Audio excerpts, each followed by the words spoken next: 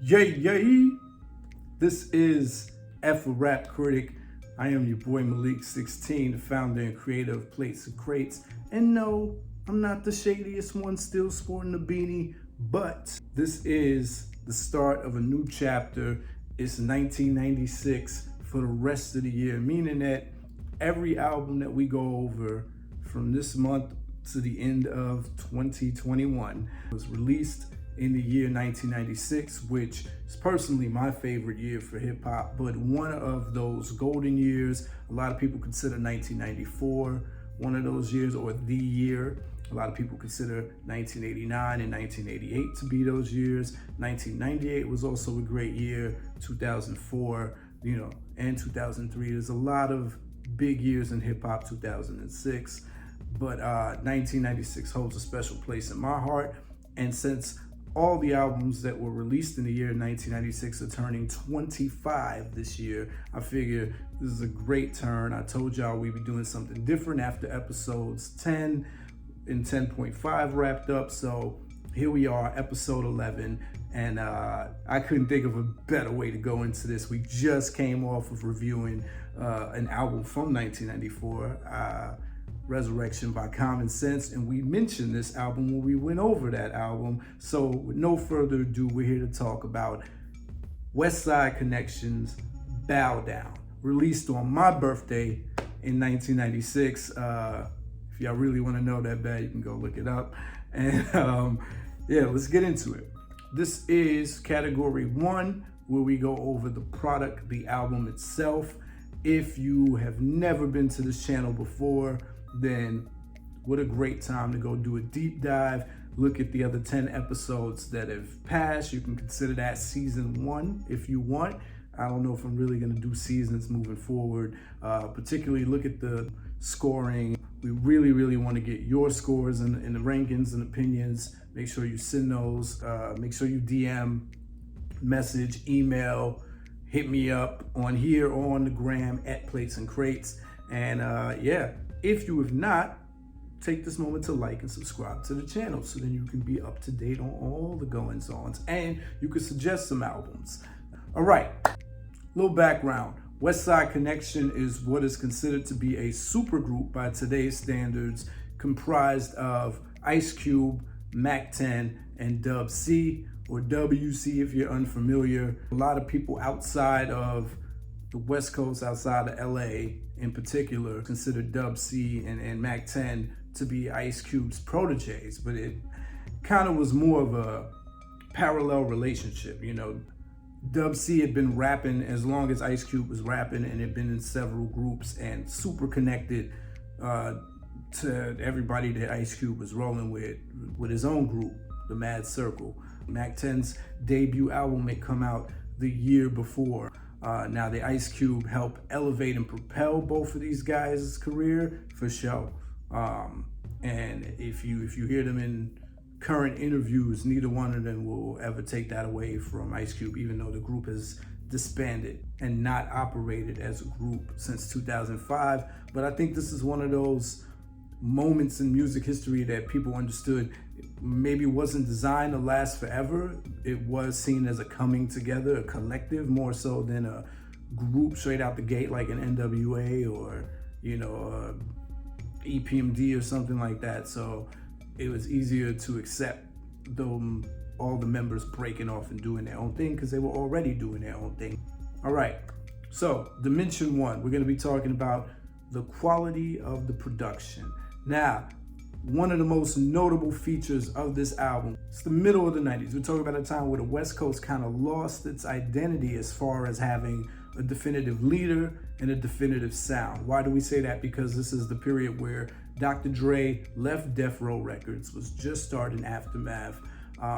Tupac had just joined Death Row.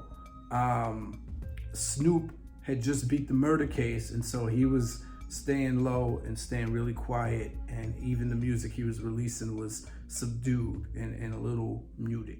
Also, we were moving out of the G-Funk era, and so the production here kind of picks up the mantle. It's one of those diamonds in the rough and overlooked gems of this period of 90s hip hop, especially for the West Coast, because what it does, and this is credited almost entirely to the lead producer on this album, Butter, who is criminally not given his flowers in the mainstream, maybe within the industry. Most famously mentioned on 3 Card Molly on Exhibit's sophomore album, which was an underground classic and which has remained an underground classic, but probably best known for his work on Aaliyah's last album, one of her highest selling albums, if not her highest selling album, responsible for my favorite track on there, and the Proud Family theme.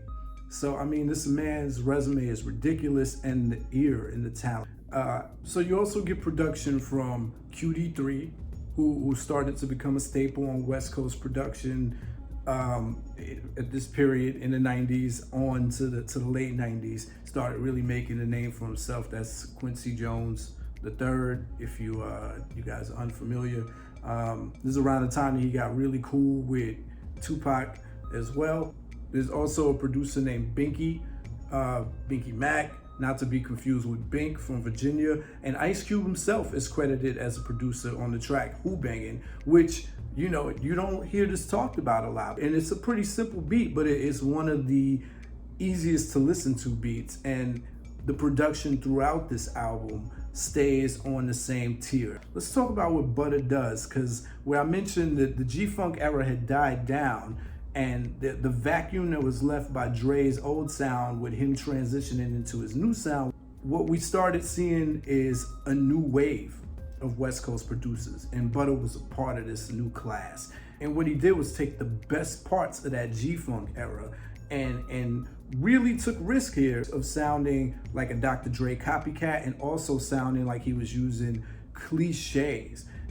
I don't think this album gets enough credit for avoiding West Coast cliches while still keeping a very distinct West Coast sound. It's truly an art.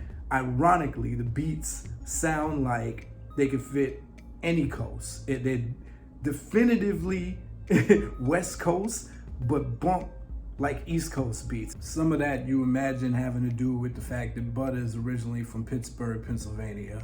It's very hard to explain. I'll try to put it in sonic terms. Those famous West Coast tools. You're hearing whistles on beats, you're hearing modulated worms. What is left out is the funk. All of that Parliament Funkadelic and the Roger Troutman direct influence, or those direct sample rips and riffs and bass lines, not really used. But every beat has that bounce to it, but with an updated kind of electronic feel. And that was the direction that the new class of West Coast producers were taking things. We were moving into the Fred Rex and DJ Muggs really rising to the forefront of being the West Coast beat provider, even getting into like the producers behind Dilated Peoples and you know, Jelly Roll, Battle Cats really rise into prominence. EA Ski.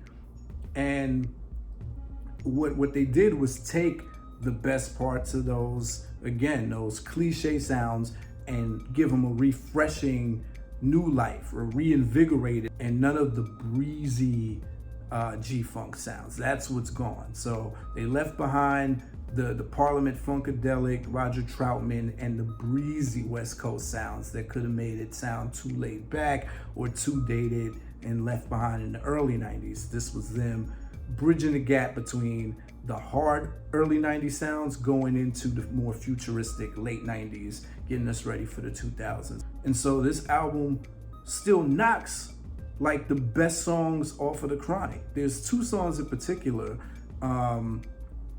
you know, I say Cross Them Out and Put a K and 3-Time Felon, which sound like they could have definitely been on The Chronic. They keep this timeless quality because they work just like vintage Dr. Dre beats. To Butter's credit, his ear, like I mentioned, is similar to Dre's ear because it's not just about taking those cliche West Coast sounds. It's not just a beat with a modulated funky worm. It's present in things like the decision to use the Groove Theory sample on Bow Down as a vocal chop.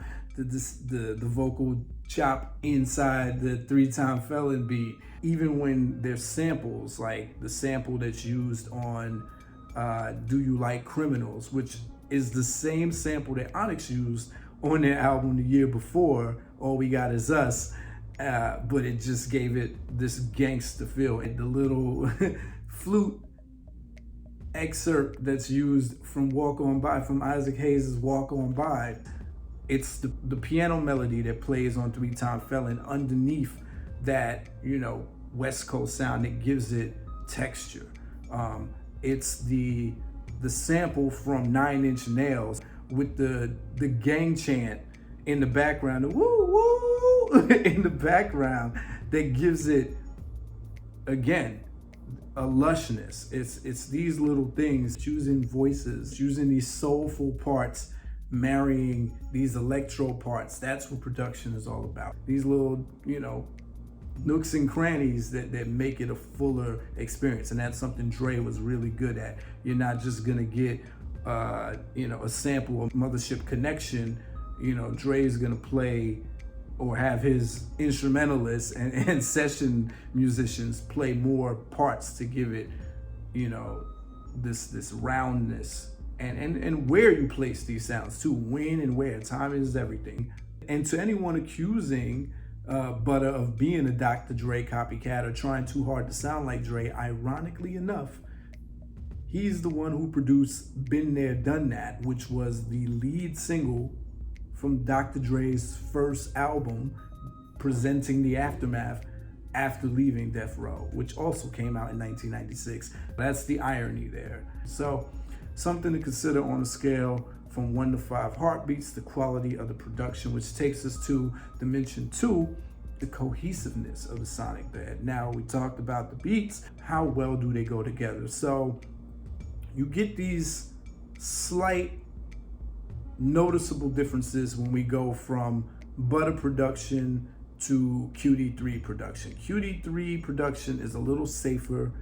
It's a little bit more R&B-ish, but that's to be expected. That was more QD3's style. If you look at QD3's resume and discography, he's behind more of those types of songs that had a more radio accessible edge.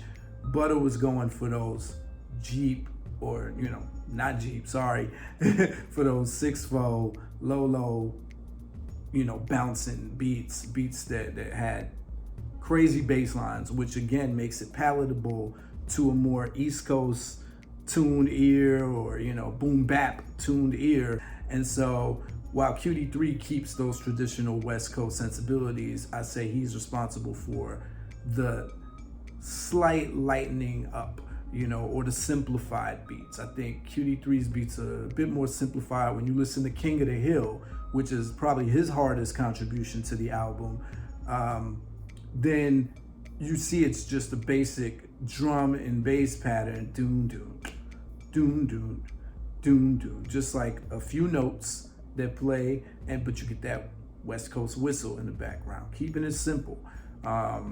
Where Westward Ho is more what you would expect from a QD3 production. So they stay in alignment. It's the perfect complement to Butter production, because just when you heard like 2 hard thumping Butter beats back to back, a QD3 beat is a nice, you know, break into it, but it doesn't feel like a break. It's a seamless thing. Like I said, you just feel the slight difference. And then Ice Cube's contribution, Who Bangin', is simple enough, but he uses close enough instruments that it goes right in the same pocket. Close enough melodies, safe melodies, you know, just a couple notes on that beat, just enough to get the point across. And it's where the breaks come in those beats that make it, where the beats are allowed to breathe for the rhymes to fill them out. I think that's genius all throughout the album. And of course, Gangsters Make the World Go Round is just a simple hip-hopped out version of People Make the World Go Round, most famously credited to the Stylistics. One of the most classic soul songs. I'm surprised more rappers haven't tried to touch it. All right, something to consider on a scale from 1 to 5 heartbeats. There's only 10 songs on this album, 13 tracks, but only 10 songs. We talk all the time on this channel how 10 is the magic number. I think there was magic worked on this album because the gentleman, because these three rappers chose to keep it very short and concise, and their agenda was very clear, which takes us to dimension 3, the question of, was there an intentional mood or tone on this album? The mood and tone couldn't be more intentional. Led by Ice Cube, this was a statement album. Everything from the name of the group, the signaling of the group, the look of the group, and the production down to the songs and the lyrics. Definitely the intention here was to plant a flag in the soil for the West Coast. The West Coast.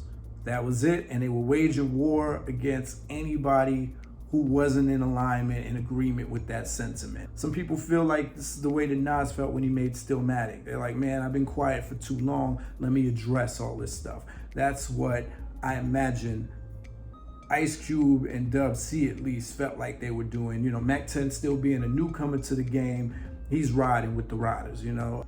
And he said that himself in interviews that he's riding with the team. You know, at the time the team was Westside Connect gang.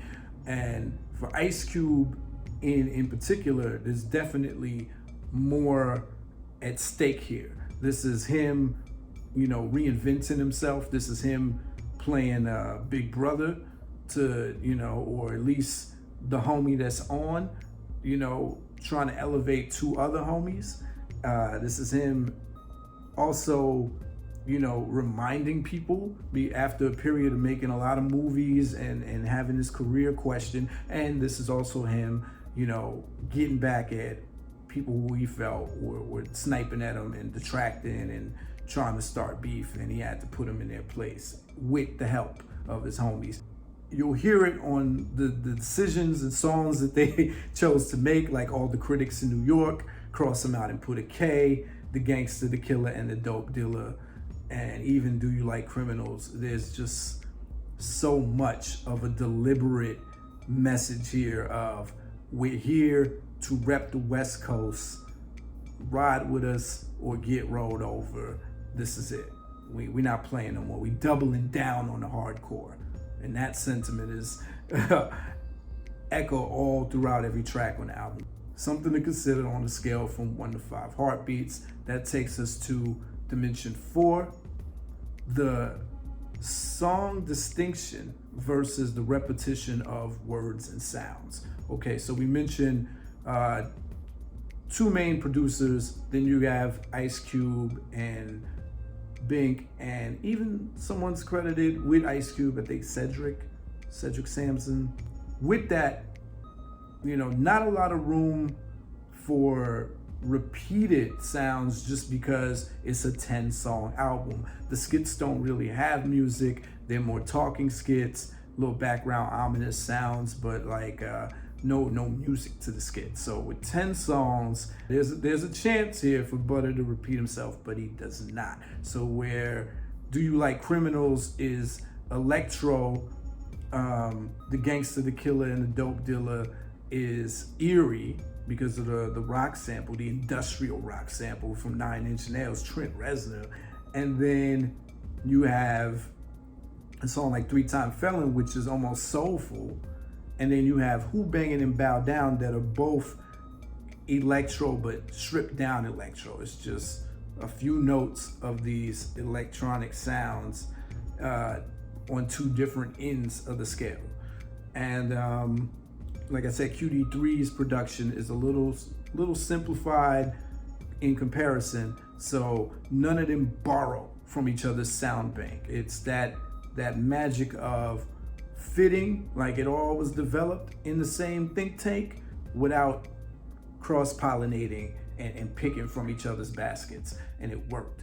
And as far as the words being used, lots of repetitive mentions of things that were supposed to be repetitive for the sake of branding. A lot of Westside Connect gang, a lot of the gangster, a lot of the killer, a lot of the dope dealer, and a lot of repping sets.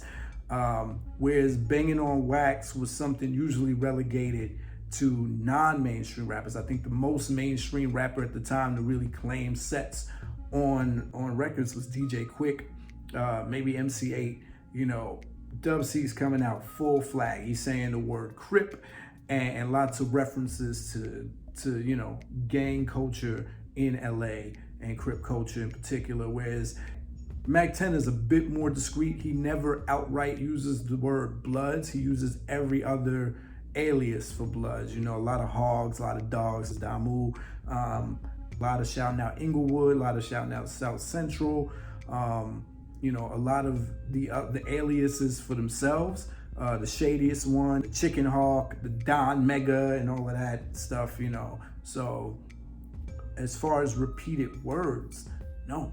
Surprisingly, for two artists, you know, Ice Cube is usually credited as a lyricist, but you rarely hear Dub C giving his props as a lyricist, or Mac 10 giving his props as a good rapper. These guys use unique words. They came in with such hunger and such ambition to make a point that they do, and they don't waste words on here. Not a lot of repetition except for the purposeful stuff, the branding. Something to consider on a scale from 1 to 5. Heartbeats, dimension 5. The amount of songs versus content, or the content versus the amount of songs. 10 songs, again, 13 tracks, but 10 songs, so let's keep that in mind. If the main purpose here was to plant this flag, reclaim the West Coast, and establish this supergroup, the mission accomplished. Doesn't leave a lot of room for them to talk about much. They don't really deviate from the script. They stick to the script for the majority of the album. No real social commentary, nothing political here. There's sprinkles within the lyrics. You know, Dub C says something about C. Dolores Tucker. Ice Cube has some talking parts. There's some concepts. It shifts directions enough to make you feel like you're listening to songs about different things, but all under the same umbrella of this mission. So something to consider on a scale from 1 to 5. Heartbeats, that takes us to dimension 6. Features. This is a supergroup, 10-song album, not a lot of room. It was a conscious choice to only feature the people they were trying to bring out. Mac 10 by then had established Who Bangin' Records, so the only features on this album are from a rapper named KD, who is pretty amusing on the song Do You Like Criminals. He has the last verse, and then the rappers, the Comrades and All From The Eye, Inglewood rappers who were signed to Mac 10, and they appear on the very last track, Who Bangin' Westside Connect Gang Style. And there you have it. Do they add or take away? That's up for you to decide. I think it was very smart to put them last, so you get the full essence and the full flavor of these three coming together as a new group and making people familiar with their chemistry as Mac 10, Dub C, and Ice Cube. So very smart move not to have any expected or typical guests on there, especially since the West Coast was in such a state of flux anyway. It just makes sense that, you know, let's just stick to who we know. This is us. We all we got. You'll hear that throughout the album, that there's this idea of we all we got. So something to consider on a scale from 1 to 5. Heartbeats. Dimension 7, the question of does the weakest song or do the weakest songs take away from the album?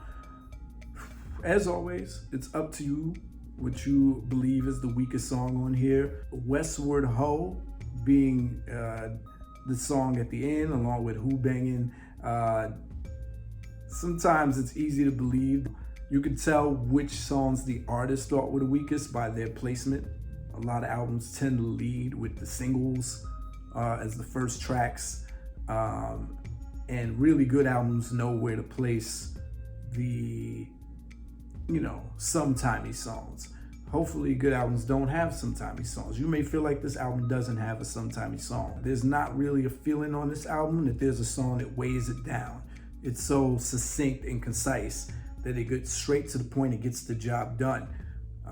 And you're left kind of with your jaw open in that era based on what was said before you really have time to process, because every song has more incendiary statements to make. Something to consider on a scale from 1 to 5. Heartbeats, that takes us to dimension 8, Mass Appeal. I don't know if Ice Cube and the gang cared about Mass Appeal at this point in their career. One, because Ice Cube was already famous. Again, I think part of the purpose of this album was to really elevate the careers of Mac 10 and Dub C, which it did.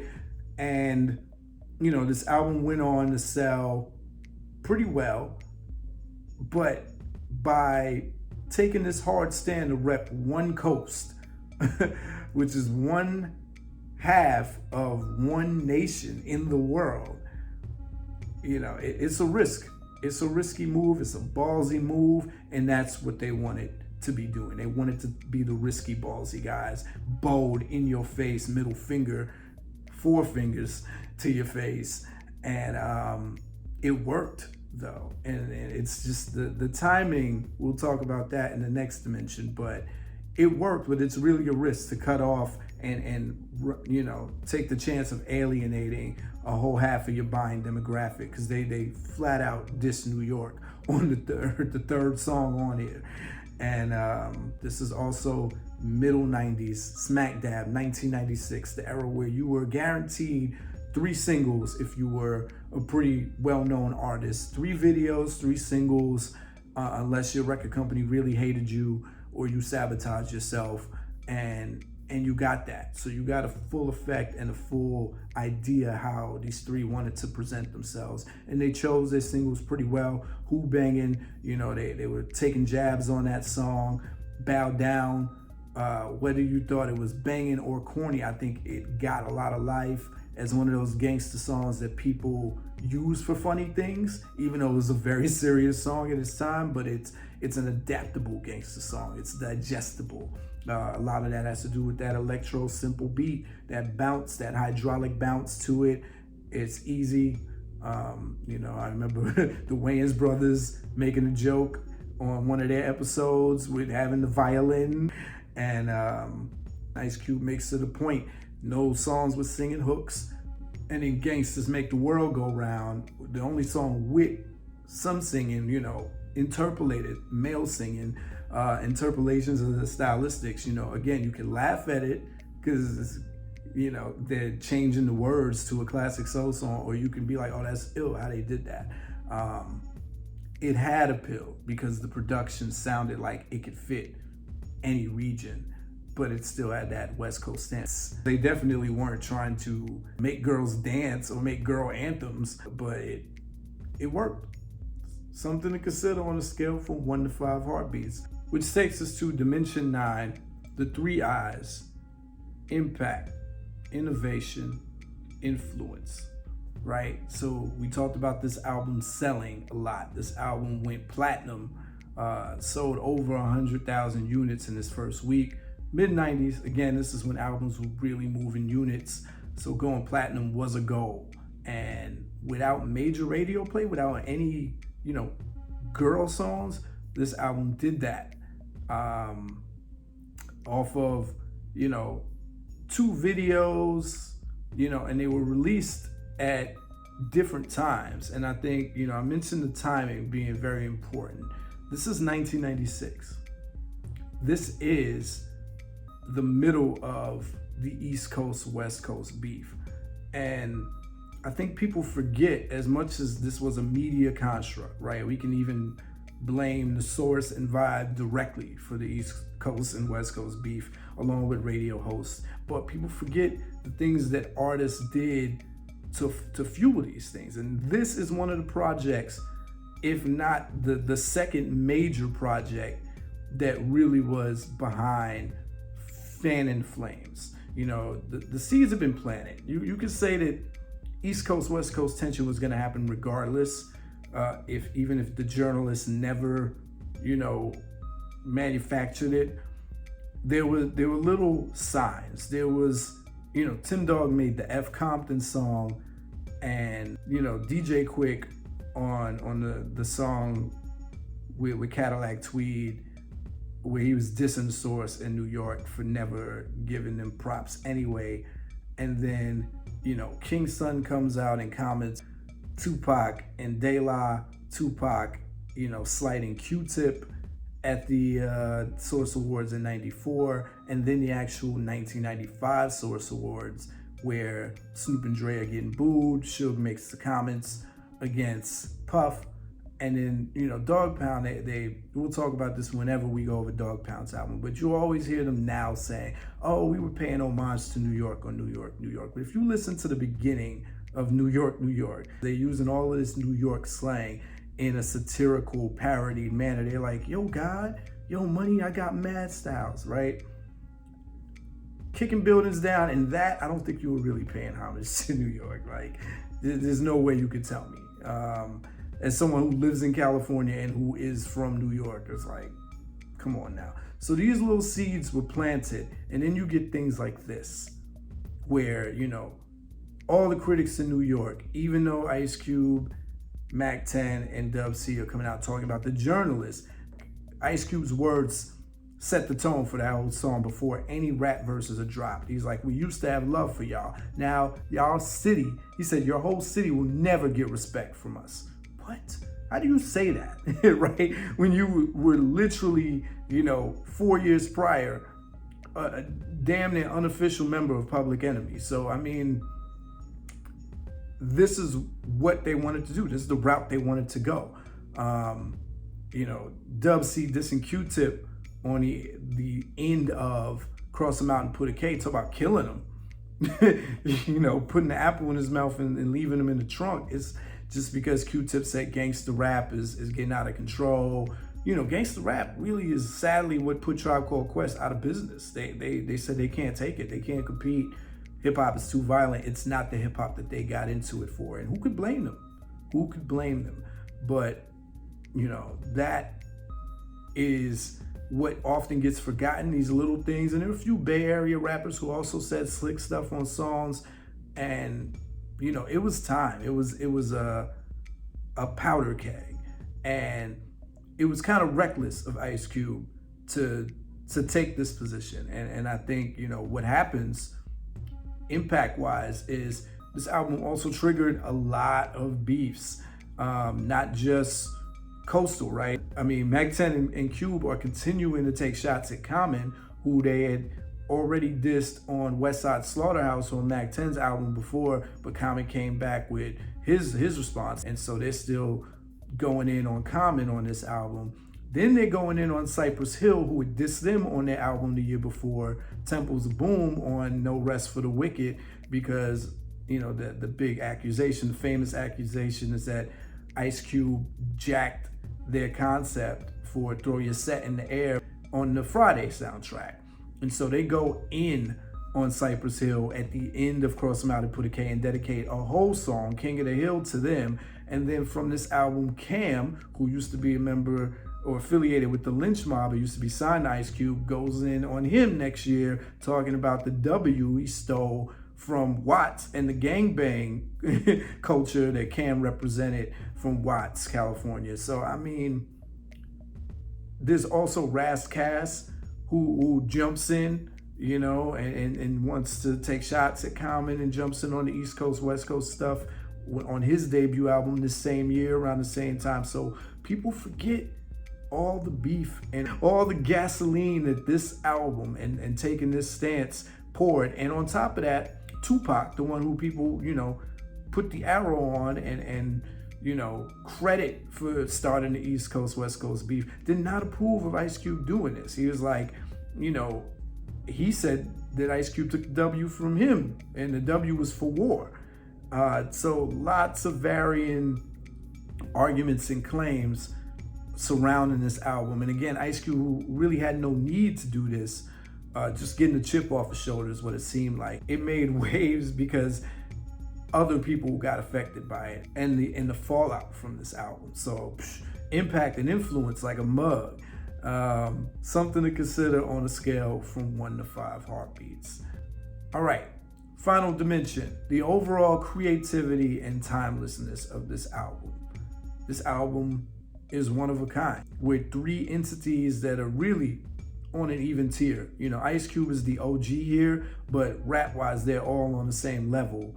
And they all complement each other, and it's so different And it worked. And in the 90s, we had not seen people be able to put their egos aside to click up and come together and be seen as equals. And you know, it was a timeless quality to the beats. Again, it was like an homage and a step into the future. It was the bridge. It was the bridge. It really stands alone because they didn't saturate their brand with a bunch of albums. There's only one other Westside Connection album. There is a space for this in the conversation of timelessness, and something for you to consider on a scale from 1 to 5 heartbeats. That concludes category 1 of our review of Bow Down by Westside Connection, a 1996 classic. In the meantime, check us out for category 2, where we go over the rap performance on this album. If you have not already, like and subscribe to the channel, and I'll catch y'all. Until then, y'all know what it is. F a rap critic. They talk about it while I live it. Word to meth. Yay, yay.